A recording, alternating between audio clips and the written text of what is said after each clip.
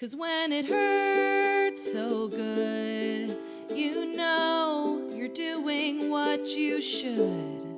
Hello, lovely listener, and welcome to episode 6. How are you doing? What's going on in your world? What's going on in your body and your mind? Have you been humming? Yo, little side note about the humming. We're going to keep taking it back to what's important. So I just came across this week a little study that says, it was talking about humming, and it said sound vibrations can stimulate vagal fibers in your chest and throat. Vagal fibers are of the vagus nerve, the biggest parasympathetic rest and digest nerve of your body. It says that 2 minutes can boost heart rate variability, a marker of resilience, and prep your body for deep sleep. Oh, ideal for your electric toothbrush nighttime humming meditation. Yes. This report also said, it was saying master your exhale. So every inhale speeds the heart and every exhale slows it. A long, slow exhale tells your nervous system you're safe. Very nice. So again, focus on the exhale. Breathe out as much air as you can. You will naturally have a nice inhale come in after that. And maybe because you relaxed your body, so you can actually take a nice deep breath. They also said, they were talking about the physiological sigh. Like that. So 2 sharp inhales through the nose, 1 long exhale through the mouth. Don't worry, I won't do that to you. But this clears carbon dioxide, restores oxygen, and calms the body in 60 seconds. NASA astronauts use it. Navy SEALs use it. So can you. Look at that. Look at that. I love this. Then it talked about cold water. You can splash your face or dunk it for 20 seconds.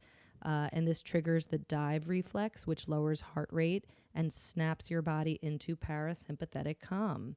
These are all really great techniques, easy things we can do that are free. You're at home, try some of these things out. We're jumping right into it here. That's what episode 6 is all about. Let's say it and do it. Go. All right. Well, what are we saying? What are we doing? Like, I ask myself this, but you can ask yourself this. Have you been dropping in to your body, to your inner world several times throughout the day?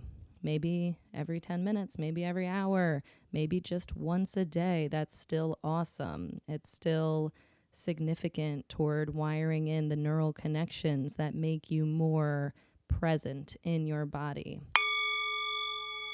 The singing bowl, a wonderful tool to bring us into the present moment.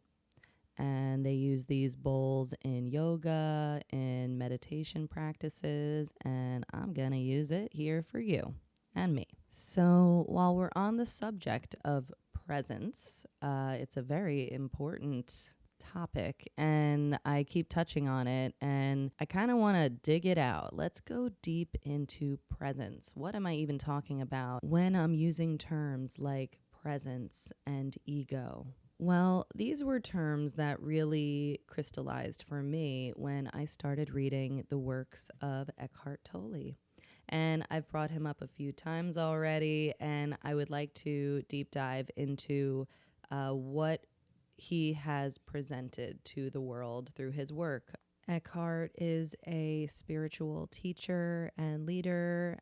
He's an author and speaker, and you can find many videos of him sharing his wisdom on the internet, on YouTube, through his website. He's got all sorts of programs. Side note, if I ever have trouble falling asleep, I just put one of Eckhart Tolle's videos on YouTube, and within 5 minutes, I am out.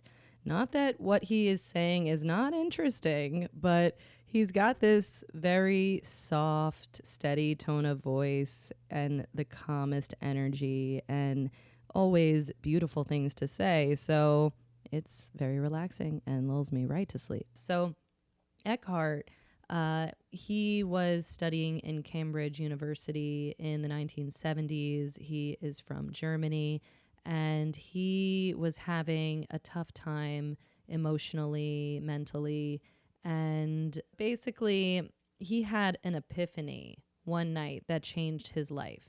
And I'll just read straight from Wikipedia here. You can have my boys tell you.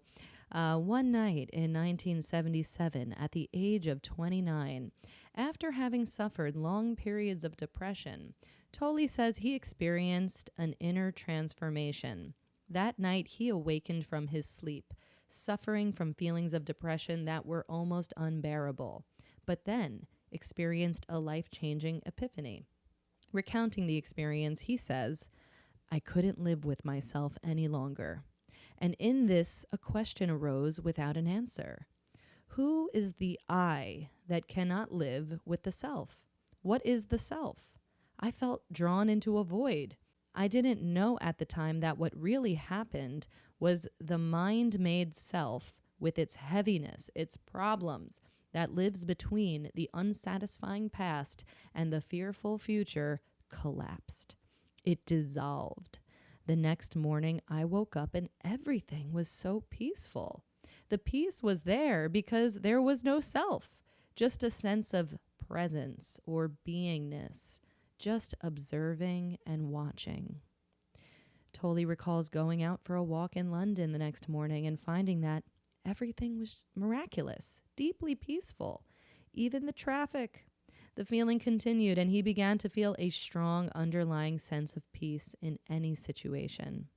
He stopped studying for his doctorate, and for a period of about 2 years after this, spent much of his time sitting in a state of deep bliss on park benches in Russell Square, central London, watching the world go by. I'm reminded of John Lennon's Watching the Wheels. I'm just sitting here watching the wheels go round and round. I really love to watch them roll. No longer riding on the merry-go-round. I just had to let it go. Yes, applause for John Lennon. What a visionary. All of these amazing, beautiful visionaries that we have gotten to experience on Earth in this life. And come on, let's get off that merry-go-round. Let's let go. Let's let life.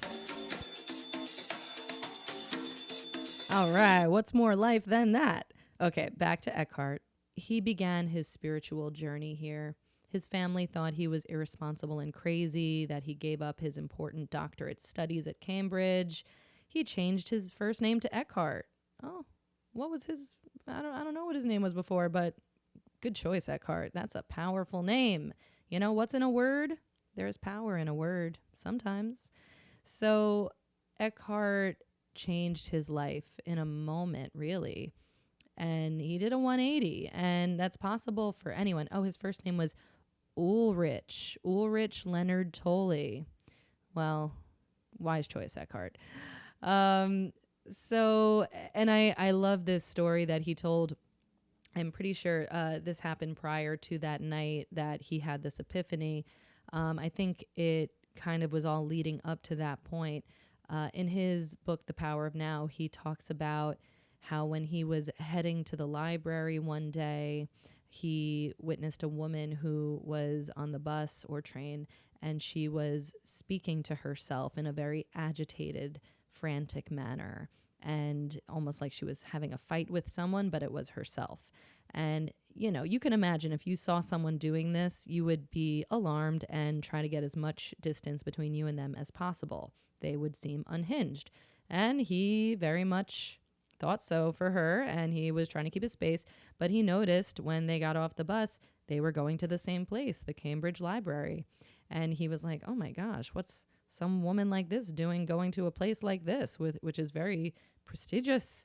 But she went to another floor, and he went about his business, and he went to the bathroom. And when he was there looking in the mirror and was, I guess, feeling whatever feelings he was having, he wound up saying something to himself.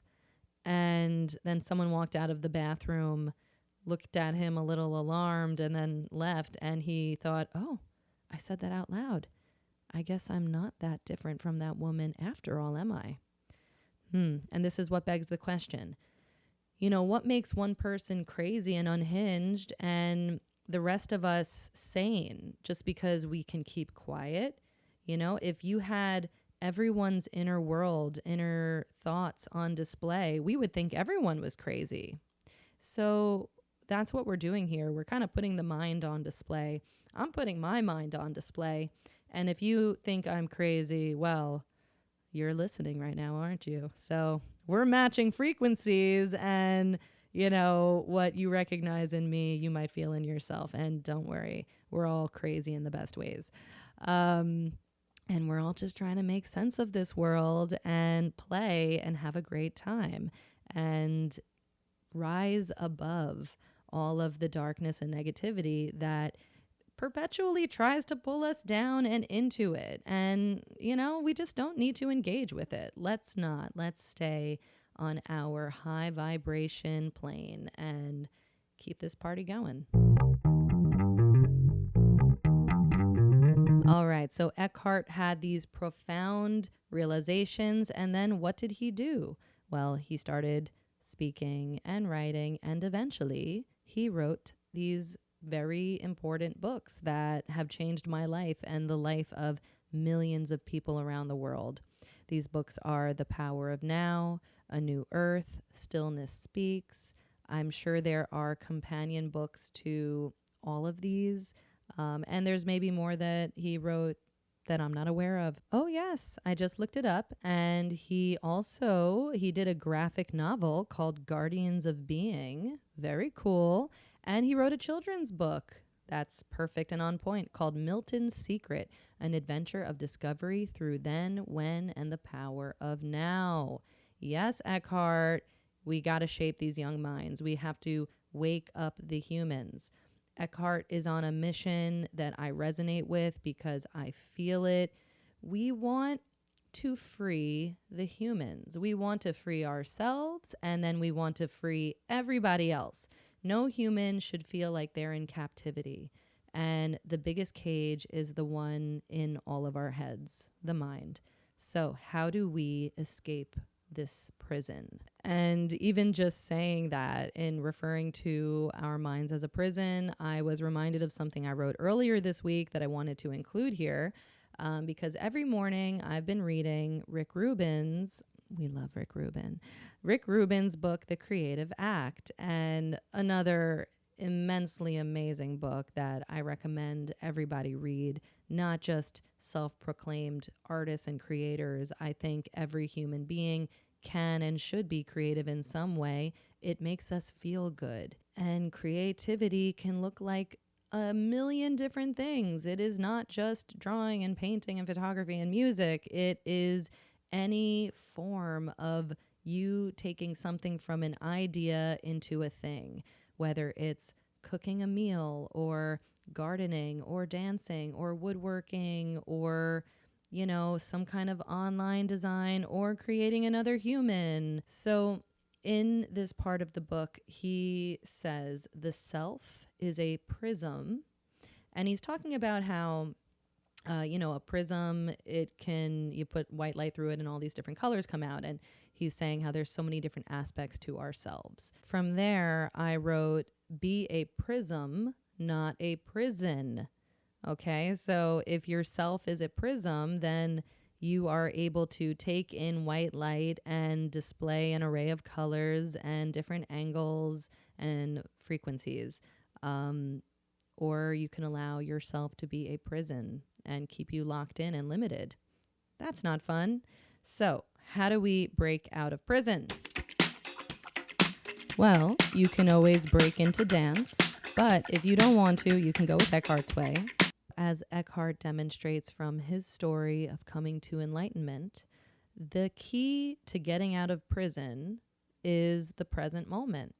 It's through coming into this space of right here, right now, and shifting your attention, your mind's awareness, your greater consciousness's awareness to the here and now, off of this timeline way of thinking where you are circular, marinating, repetitive patterns, nagging, noise. Oh, you know what I'm talking about. They say something like 90% of human thinking is unnecessary. Like, most of the thoughts we're having are not exactly helpful to our present moment reality.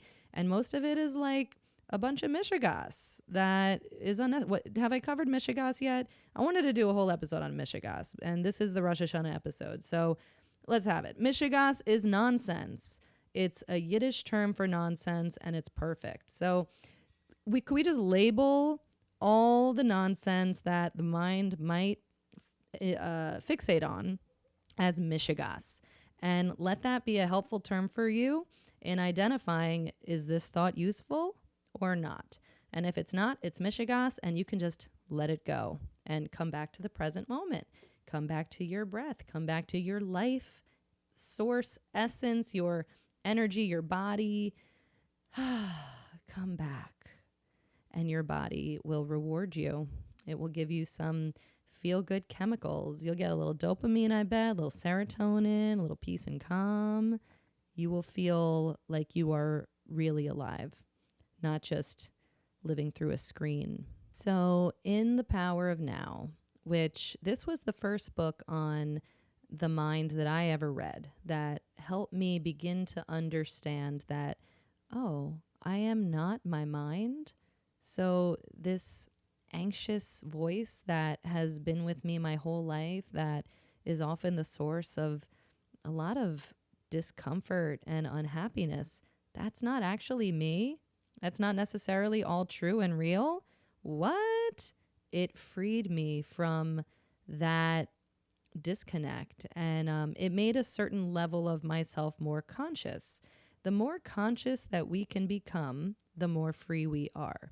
And the more unconscious we are, the more trapped we are in all of these illusions and belief systems and societal rules and MISHIGAS, all of it. So the level of freedom that we can experience is directly related to the level of presence and conscious awareness that we can develop and cultivate. And so every time we can stop and take a deep breath and come back into our body, into the present moment, we are helping us wire in that level of conscious awareness. It's that important. It's not just a breath. This is your ability to become present. And this is your ability to inhabit your life more deeply, so it doesn't feel like the time keeps slipping away from you, and that, a whole year has gone by and you're like, what happened? Where was the time? The time is right now, right here. So I harp on this, it seems. I am just speaking ad nauseum about it, but it's because it's that important. It's the most important thing that we can do for ourselves in our healing journey and in our life journey. We want to be here. So beyond presence, which is the everlasting moment that is now, not the timeline, Eckhart talks about this term ego. And what is ego? Well, again, it's just a label, but he uses it in the way that is pointing at the voice in the head, this inner talker mind. And ego is any story about yourself that you're identifying with. If you think like, I am this person and I do this and I know these people and I went to this school here and I have this job here, and like this story that we have about ourselves, that's all ego. And another one of my favorites, Dr. Wayne Dyer, he used to say ego is an acronym for edging God out. So that's a nice little thing to remember. And what is God? Let's not get hung up on these words, but God is source, God is universe, connection to higher power. And anytime you're feeling very disconnected, you can be sure you are in ego consciousness. So we notice, and then we can let go, and then things might feel a little lighter, and we might be able to feel more connected in an instant. It's kind of like every time you have a realization to higher consciousness, you're tuning your radio station to a different frequency that will have better music playing, and you're going to groove. All right, you. So I spent the first half of this episode speaking about some timeless truths, some things that will always be relevant and that we're going to keep bringing it back to. But now I want to transition to some more time-sensitive things, to what is happening in this present moment right now. And where are we? Well, we're in the last weekend of summer. September 21st is today, and we're actually right at a solar eclipse. So now I'm going to jump into something that I recorded earlier this week that pertains to this present moment. There's some really important and deep things to talk about this time of year. We're in the year of the snake this year. It's 2025, the year of the snake. And as I was leaving my chiropractor's office, actually, I saw on this very nicely trimmed bush, a stuffed snake was just sitting there. And I'm like, oh, hello, friend. And I took a picture and I was like, oh, yeah, it's the year of the snake. Look at that. And what is the year of the snake all about?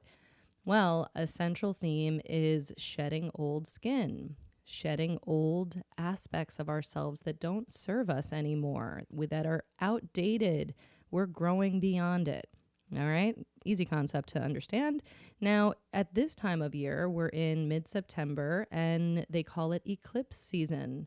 And what's all the fuss about eclipse season? What they generally say about eclipse season is that it is a time of intensely feeling whatever has been ignored in our life and reckoning with it, looking right at it, and it might not be comfortable. So there might be an energy of being uncomfortable during this time.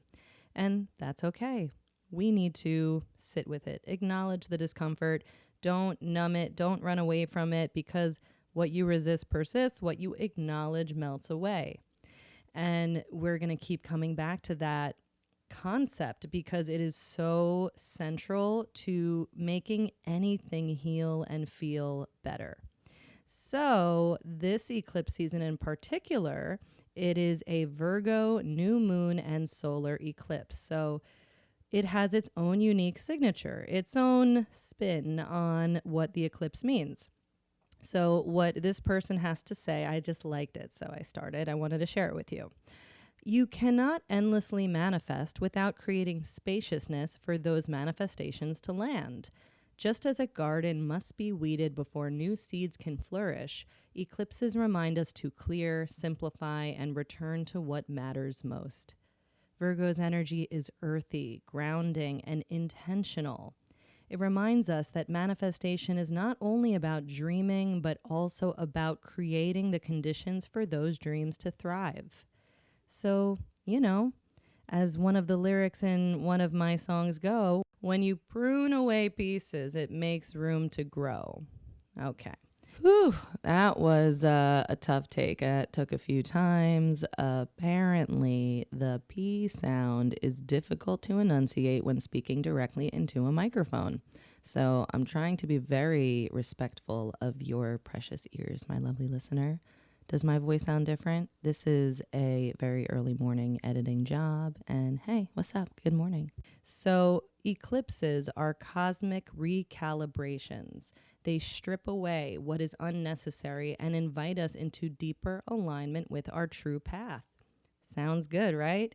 Think of it as the universe's way of tending to your soil. This is a time to reflect, assess where we're at, and consider cutting away anything extra that's not serving you, anything that's pulling at your attention that isn't filling up your cup and adding to your life. Can you cut it away? And if you can't, if it's something that you just have to deal with, it's a part of your lot in life. We're all handed situations. So can you cut anything else away that might make you feel more spacious and more energized to deal with that other thing? There's always something that we can adjust, even if it's just a belief system, even if it's all in your head. That's the most important thing to adjust anyway. So consider what might need adjustment in your mind. The good old attitude adjustment. That's my favorite. So on top of it's the year of the snake, it's the lunar or partial solar eclipse, whatever, eclipse season shedding away. We are also now approaching, and by the time I release this episode, we're in it. Rosh Hashanah. Yes, welcome to the new year, my friends. Now, some of you might be thinking, what is Rosh Hashanah? Did she just say something in English? I think I did. I think that's the English form of the Hebrew. But Rosh Hashanah is the Jewish New Year, and I am Jewish. I was born Jewish and raised Jewish, and I'm culturally Jewish. If I had to identify as anything, I try not to identify with much of anything, but culturally, I'm pretty Jewish. You've probably all heard the Jewiness come out of me, and I love it. In my internal world of observing myself, my consciousness, observing my mind and my mannerisms and what comes out, sometimes I'm like, oh my God, she's so Jewy. Like the old Jewish grandmother living inside of me is cavelling over this. Oh, so we're leaning into it. And the Jewish New Year, Rosh Hashanah, is it always falls out around this time of year. And interestingly, it always falls on a new moon, which is kind of this reset point of wipe that slate clean. And I've always kind of liked that the new year for us falls out in the autumn. And this is actually the first day of Rosh Hashanah. It's Monday night. And that is the autumn equinox. Now, I don't know if that always works out like it does. Maybe it does. But autumn equinox. All right. I just looked it up. And no, Rosh Hashanah does not always fall on the fall or autumn equinox. It does always fall on a new moon. And I guess the equinox does not always fall on a new moon. But Rosh Hashanah does because it is on the lunar calendar. Most of us follow the solar calendar. And in the solar calendar, which I believe was developed by the ancient Romans, if I'm not mistaken, we're in the year 2025. But the Jewish people, they follow the lunar calendar, as do the Chinese and I'm sure other cultures around the world. And so in that, we follow the lunar cycle, which is a 28-day cycle. But what year is it in Judaism? Oh, drum roll, please. Okay. It is the year 5786. Whoa. You got that? 5786. Like, we're deep in it, people. That's 5,786 years that we've been counting the years. And in any case, we're just counting, but we were around before then, certainly. We've been here for quite a while. So we're coming into a new season, and autumn is the season of harvest. It's the season of, reaping what we've sown all year and abundance. Autumn is a time of new beginnings. We're trained in our society in autumn. We usually start school again.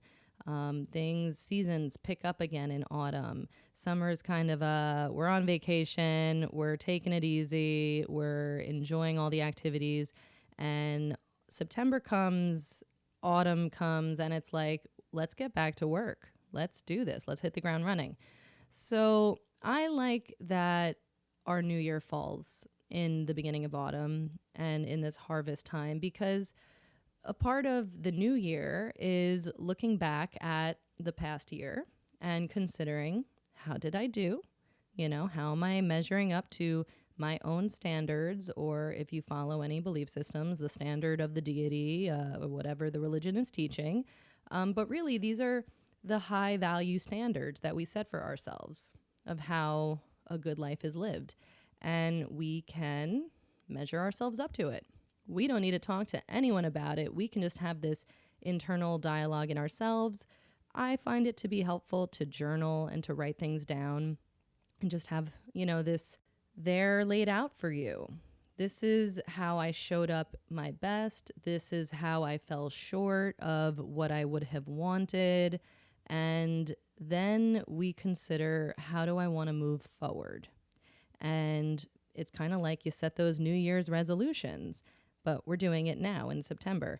And I find this is a much better time to try to start something new, whether it be a habit, an activity, a mission, a passion project. This is a good time to start new things. In the dead of winter, when it's cold, and especially after the holiday season and everyone's having all these events and they're partying, early January is not a good time to start something new. That is the time to just hole up in your cave and be cozy and restful and do all the things that make you feel taken care of and restored. So this is a really great time to leverage right now in the present. And this is something I really appreciate about Judaism. It's very growth mindset oriented, and I think it's great. And perhaps it's also a source of more neuroses, but we're here for it all. So Rosh Hashanah. Now, something else that we consider during Rosh Hashanah in this assessment of how we did in the past year is the subject matter of sins. Yes, I said it, sins, S-I-N-S.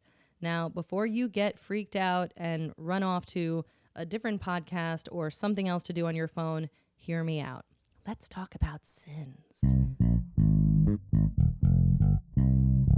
I actually really like how Eckhart Tolle, we keep coming back to our friend here, he talks about sinning in one of his books. What he has to say about sinning, and what many people I've heard say about sinning, is rather than consider it being you broke a rule that was held by some deity or authority figure that is outside of you, that like you might feel a little guilty or you did wrong, you might get in trouble, you might, go to a bad afterlife, any of those belief systems, it's not useful for me. I don't know about you, but is that really going to make me make the right choice? I don't know. But when I heard that sinning is really acting against yourself, it's betraying yourself. Now my ears were more open. Now I was more willing to try to understand.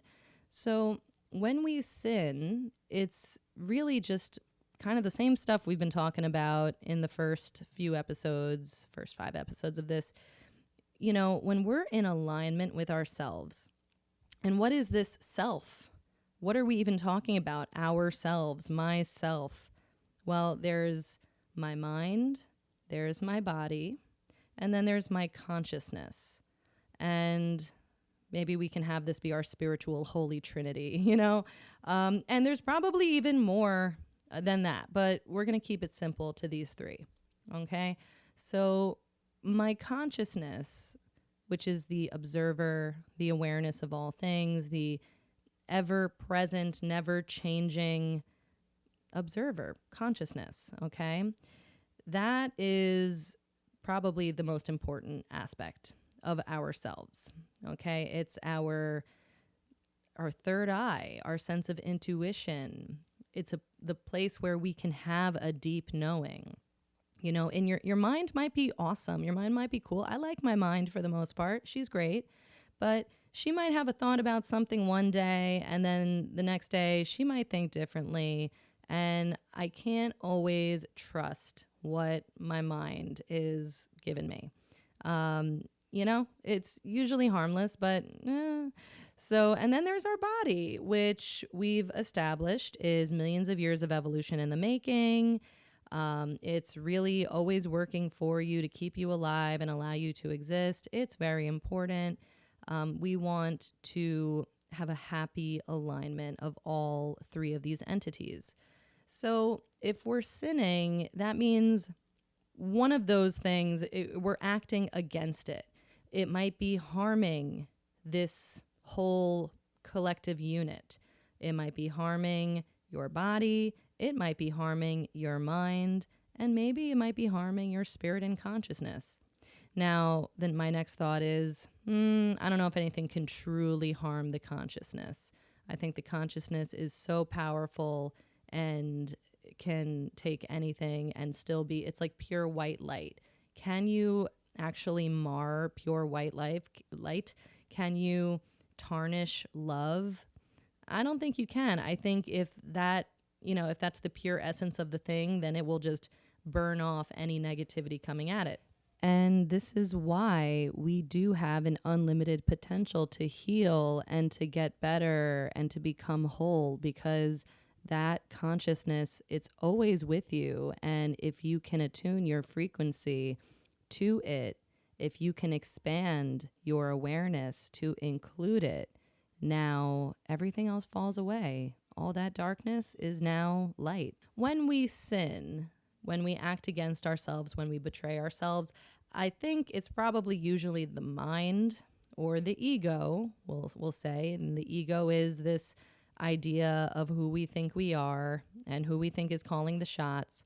Who's in your driver's seat? Is it your ego mind or is it your higher consciousness? Okay, you got it. So what do we do with all of these sins? How do we start fresh? Well, Judaism has the answers to everything, right?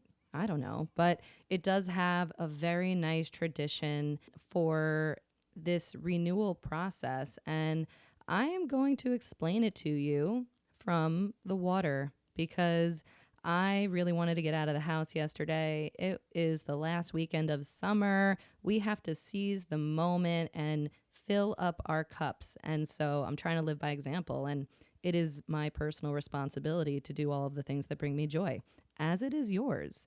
With all that, before I feature this recording, just to let you know, there was an Italian festival in the distance. So you're going to hear some overflow of that music playing in the background, and lots of wind and water noises. I was on a paddleboard. I was fighting strong currents in the Long Island Sound, but I liked the real-time realness of it. And so let's share. Also, for a little context, I am talking about, toward the beginning, why I landed on the water, why I did what I did that day.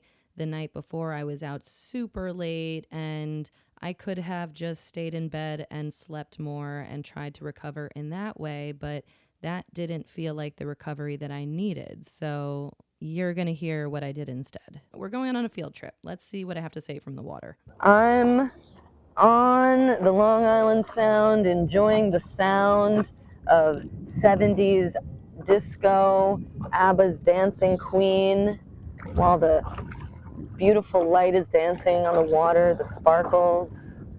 Wow. And it's because I chose this. I felt the urge. We got to follow our good urges. That's where life is happening.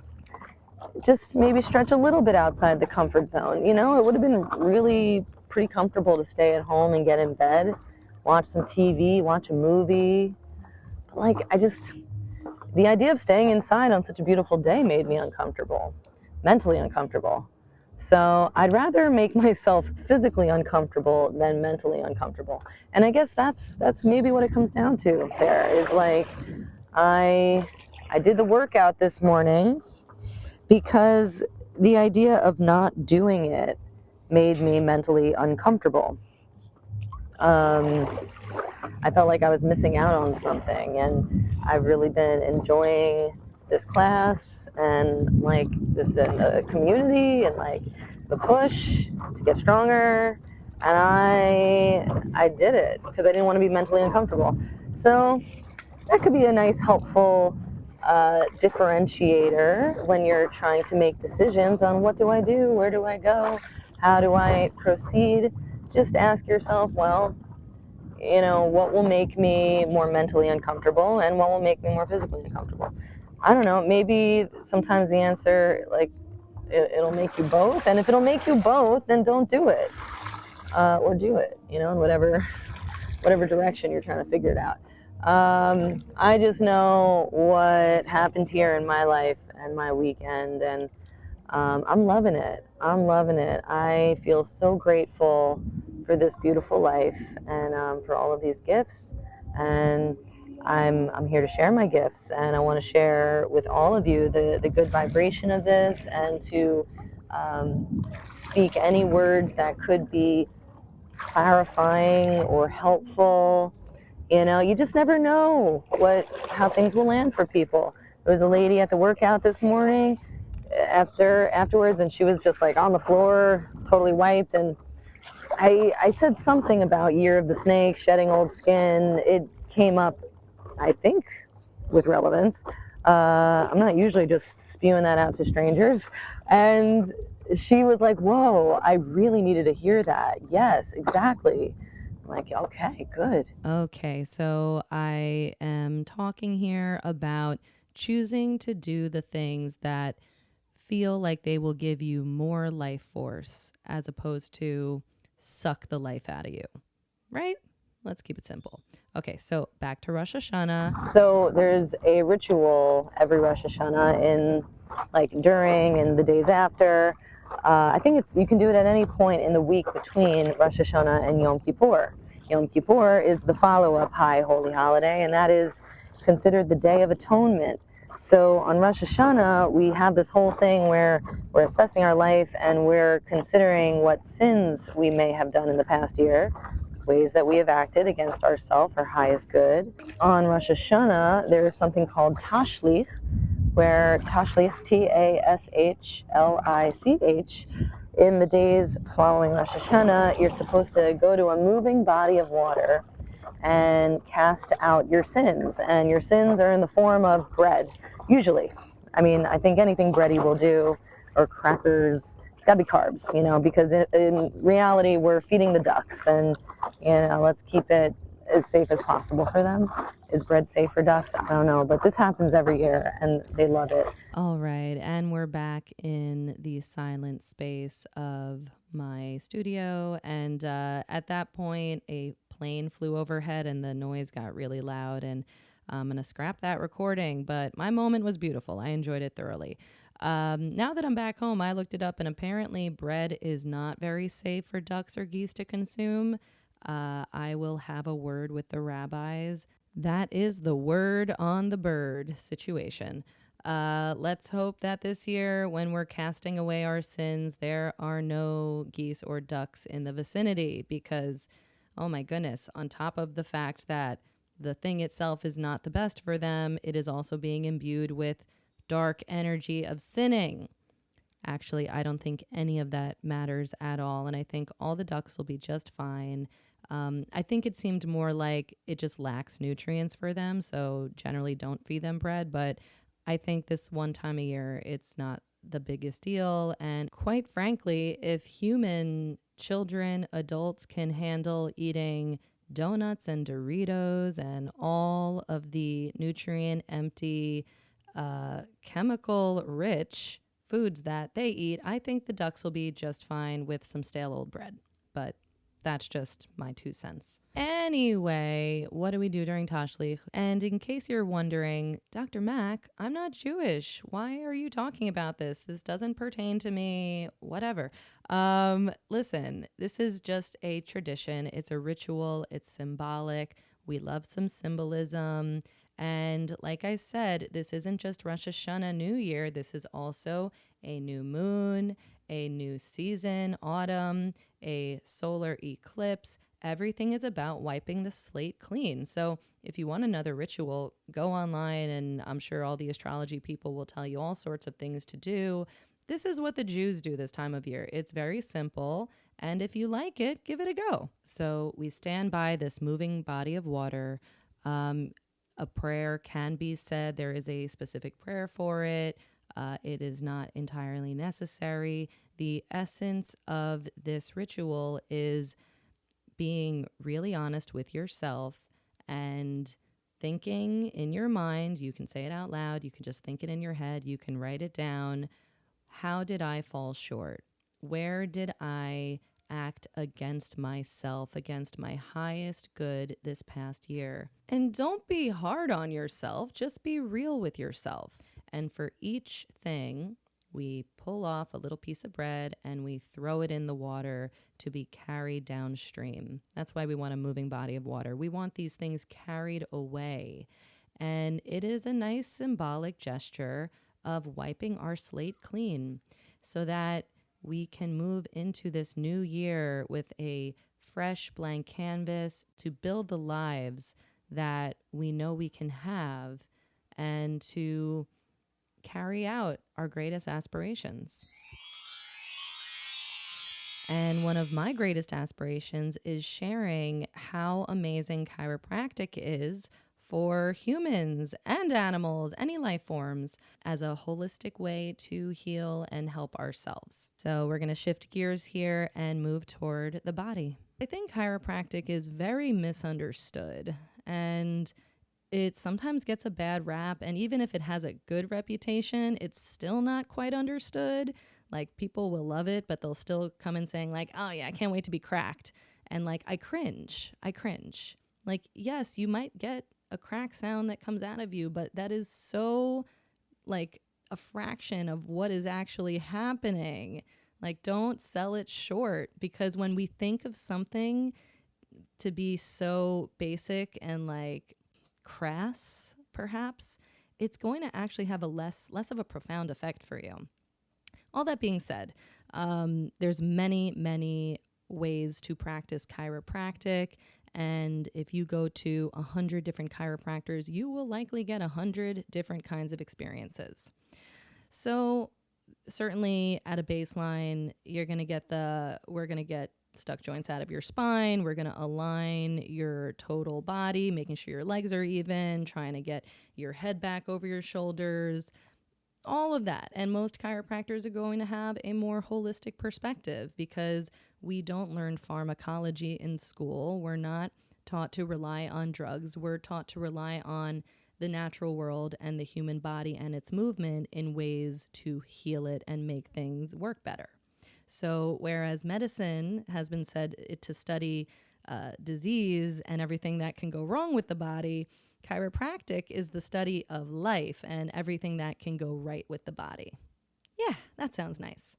All that being said, yesterday, my very last patient of the day, I love this guy. He's so lovely, such a positive mind. And I think due to that, he has gotten better much faster with the original complaint that brought him in. But yesterday he had a new issue, and he was saying that he had this pain just under his knee, kind of at like the outside of his lower leg. And he had already seen the medical doctor for an assessment. He had already seen the physical therapist, and he was saying that like they're going to be doing an x-ray and an ultrasound, and they're looking to see if there's inflammation there, and they're trying to work on, you know, the muscles around that area. And like, he'd already been in the office for over an hour. He also had gotten acupuncture on it. And so he had been there for quite a while with like at least 3 people working on him, doing something to him. And then he comes into my office, and I was limited in time. I had like 10 minutes because I had to make my train, and I try to have boundaries. So I'm like, all right, what's going on here? And he points to where it was hurting. It was still hurting him. And so, you know, we do the regular adjustment, but then I'm like, it's still bothering you, isn't it? He's like, yeah, I feel it. And I saw his movements were guarded. So I'm like, let's get really, you know, specific here. Your body is calling out some signals to this area. No trauma happened. He didn't fall. He didn't do anything crazy. So where he was pointing was his tibial tuberosity, which is just this like bony part right below the kneecap. And the tibia is like the bigger bone of the lower leg, and it's this bony protrusion from it, and it's where the tendon of the quad muscle, the quadriceps, attaches. Every muscle has 2 sites of attachment, and so the quad attaches to the ASIS, the anterior superior iliac spine, and that's like the bony part of your hip, we'll say. It's not actually your hip, it's your ilium. But if in the front of your body you feel this bony area, that's your ASIS.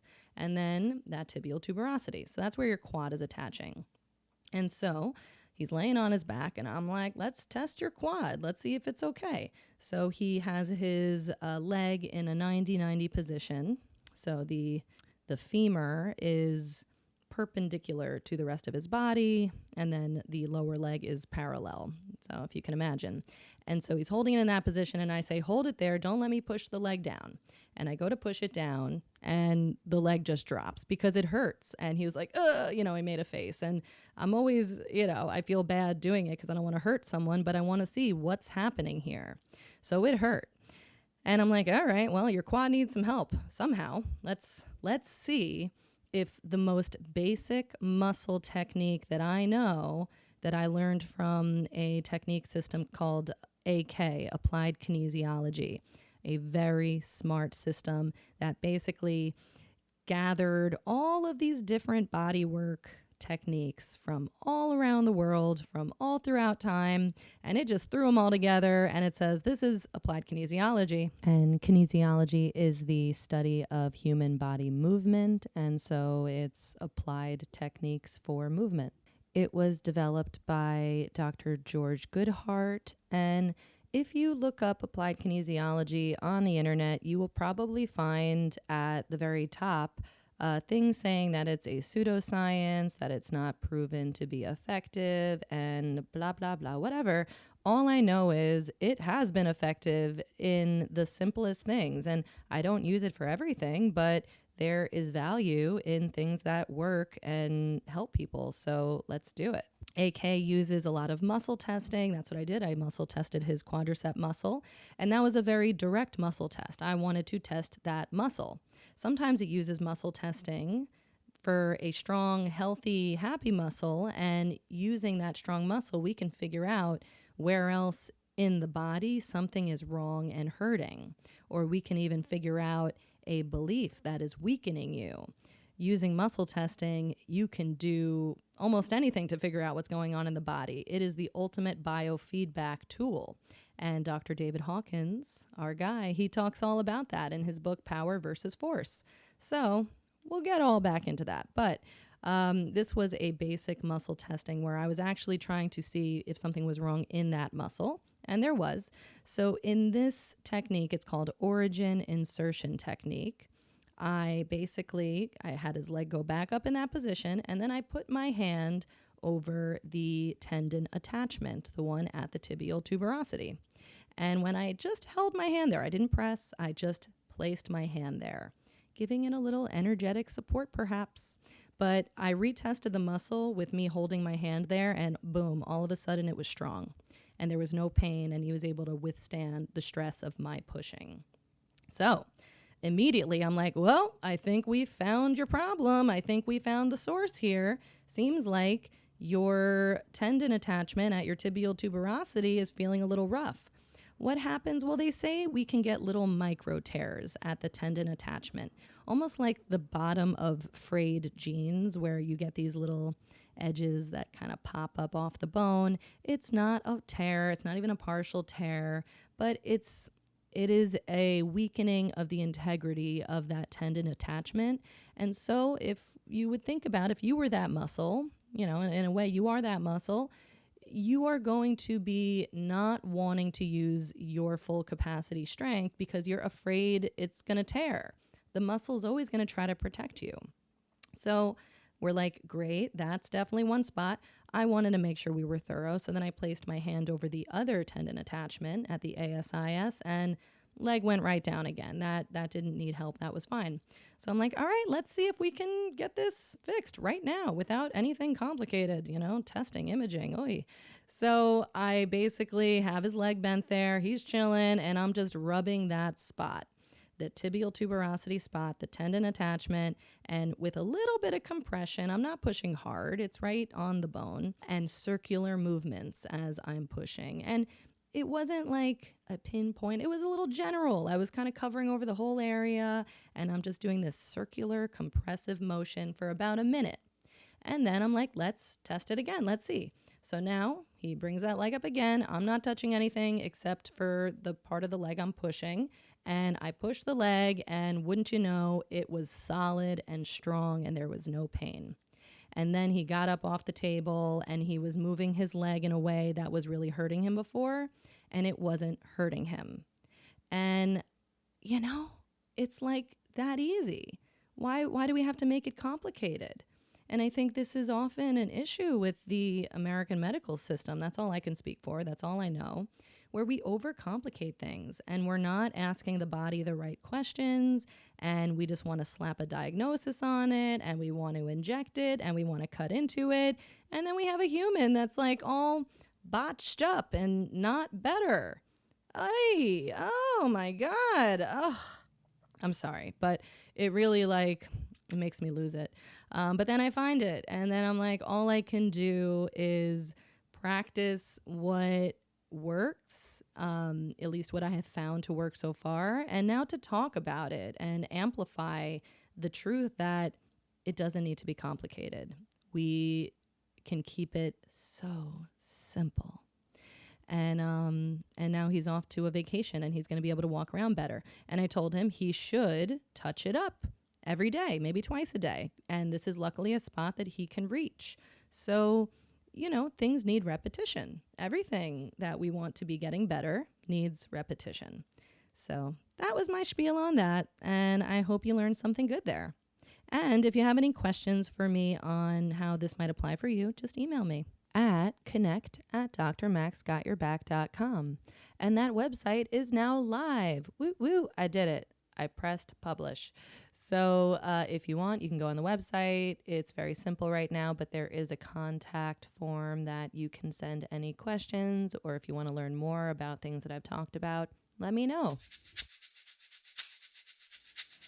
All right, party people. So we are nearing the end of this episode, but I wanted to leave a little space at the end for some real-time happenings around the Rosh Hashanah table.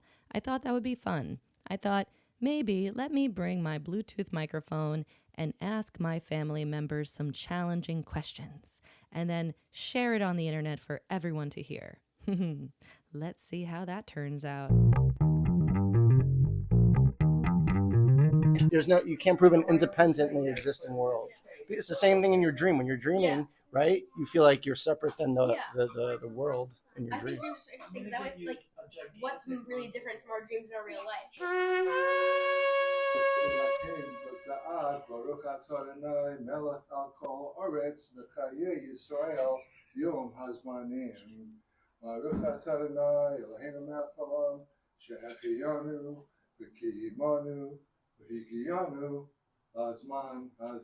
Amen. We're going to dip apples in honey. Oh, wonderful. Yes. It's a sweet new year. Yes, apples and honey for a sweet new year. Dip it and pass it. Listen, this is how sweet I want my year to be. So Allow the dip of honey, the level of sweetness that you want your year to be. Apples. All right, 3 hot 8s. Hot eight. Honey is like allergy shots. Uh-huh. I just love that. Could be. Do you have a Rosh Hashanah resolution? Is there anything in this next year that you would like to focus on in your own personal growth and betterment? Yes. Not to put you on the spot or anything. Just to have a nice, peaceful time.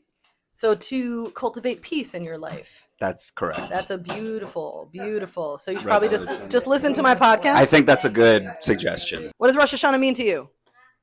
New beginnings. That's nice. Okay. Do you have a particular Rosh Hashanah resolution? To read more. Read more. And do you want to read more fiction, nonfiction? More fiction because I read a lot of nonfiction. What kind of nonfiction do you read? Like physics and, Ooh. and brain. You're so smart. Neurology, neuroscience. Yeah. What are you going to do? What are you going to be? Be a brain surgeon. Oh my God. All right. I'll talk to you in a few years. Let's go. Let's talk brain. All right. You're going to be in my podcast. We're going to talk about the brain. I love that. All right. Pass that over to Jocelyn. Let's see what she has to say. What's your Rosh Hashanah resolution? I want to get better at gymnastics. Amazing. How are you gonna do that? I'm gonna lock in and practice as much as I possibly can. Okay. And does that include proper recovery work after it's a very intense exercise? I guess. Yes, right? What kind of recovery do you think is important for gymnastics?